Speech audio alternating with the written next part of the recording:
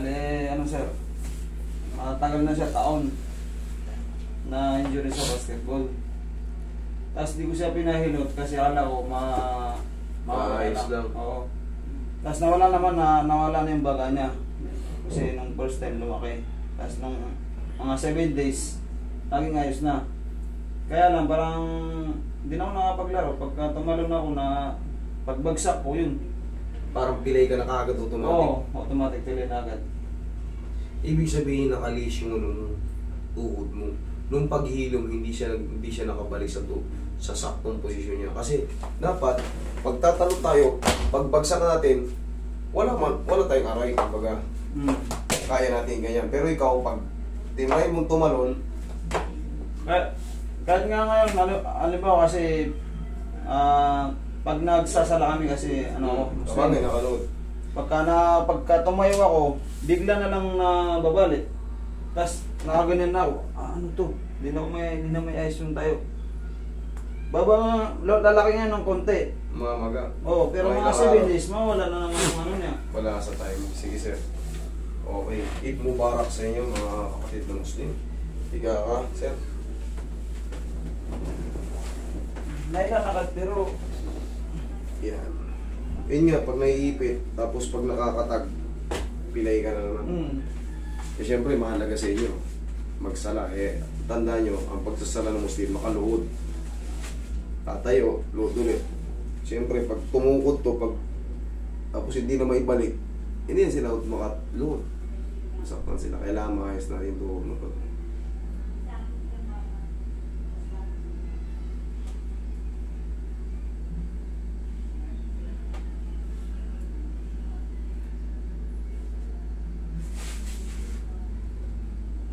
May sabaw. Nagkasabaw.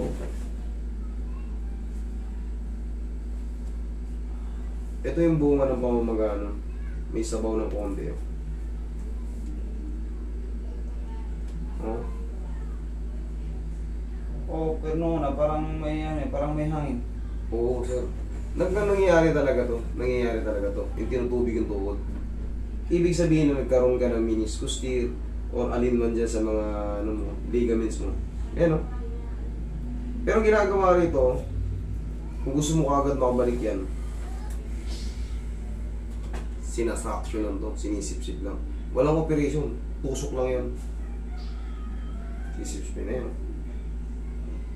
Mayanig o. Dito wala. Dito, ito medyo pag nakaganyan position. Ayan. Ayan. Nararamdaman mo? O, dito wala. Ayan.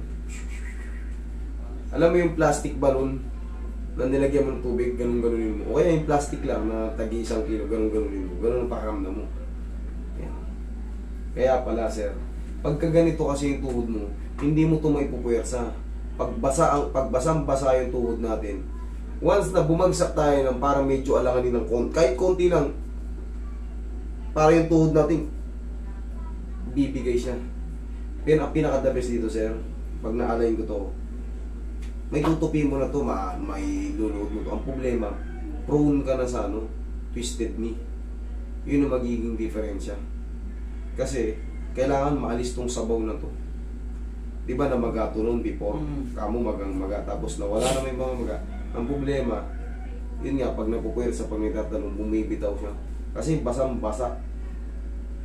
Pahawak mo sa ibang tao, o sa mga kamag-anak mo, kapatid mo, rati mo, pag ganyan mo, malaw, nararamdaman ko naman parang yun ang isa sa pinaka Taon-taon, namamawis na yun. Hindi naman ito masakit pagka kapatid, hindi ito masakit. Ang gagawin sa inyo, tutusukin ka lang yun. Para ka lang na-injectionan, tapos gaganunin o. Paano siya, doktor? Suction. Ang sasabihin mo sa pag nagpag-check up ako, suction. Oo, sabihin mo lang, punta ka sa mga, basta kahit saan ortho-doctor, pinaka-the best. Sabihin mo sa kanila, Dok, pakiramdam mo kasi simula nung namagay ng kapain yung tuhod ko. Alam na nila yan. Kasi manood ka muna sa YouTube kung saan Pwede puntahan. para may idea ka na kung saan sila nagpapa. Yung mga player, Oo. may mga vlog yung mga player na hindi kasi ako pwede mag-recommenda ng ano eh. Madali lang, hindi yan ano, kumbaga gagastos ka lang ng ano. Pero ba yan na dito pumuputok eh. Dito pinakamasakit sa part na to. Dito sa may banda rin, sa Oo. medial. Diyan pumuputok yung sakit na. Sige.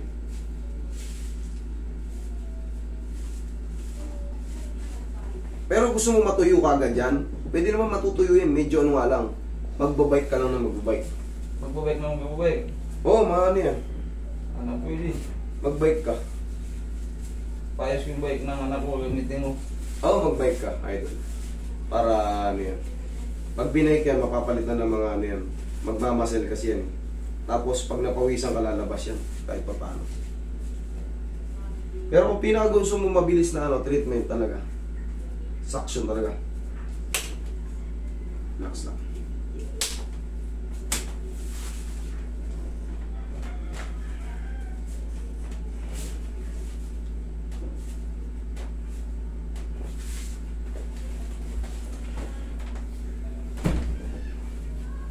Thank you.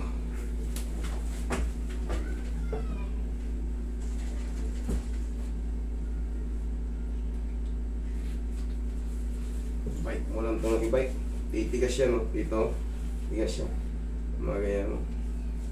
Kaya pa napansin kong nakaano dyan na may... yun pala yun. Talaga nangyayari yan. Tinutubig yung tukod natin. Pinapasip-sip lang yan. Tawagan mo si Dampel. Tawagan mo si Dampel. Si Dampel. May number ka ba ng Dampel?